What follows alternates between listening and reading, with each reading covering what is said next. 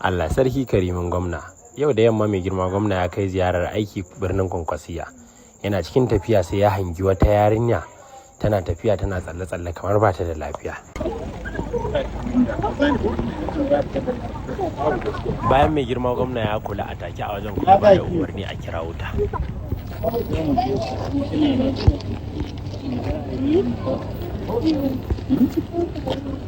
Me kike sayarwa? Da kina son an kai ki asibiti hannun ki da janki. Me ya samu hannun? Ba ki da lafiya? Tun yaushe?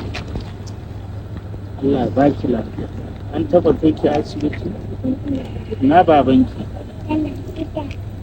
To wannan yake ce? Ina kai sama miki lafiya. Me yake samun ta take na hango ta ba lafiya? Me ya same ta? Allah tun tana karama. Tun tana karama. Ba sa ka yi ba? A'a, daga baya ne nan jijjiga ta. Jira ta kai ta yi asibiti.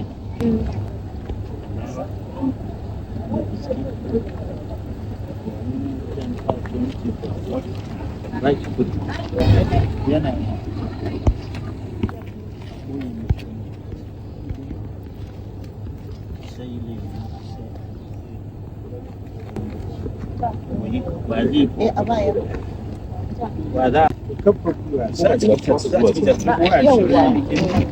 na tani a dinga sai mata wani a ranci ku tafi kai ta za a zo a kai ta asibiti lalle kin ji ko hannu da Ya sarki halinka na karamci ne. A ƙarshe gashi wanda mai girma gwamna ya haɗa su da waɗannan yara sun tafi domin su ƙarasa gidansu a tuntuɓi iyayensu da sauran abubuwa.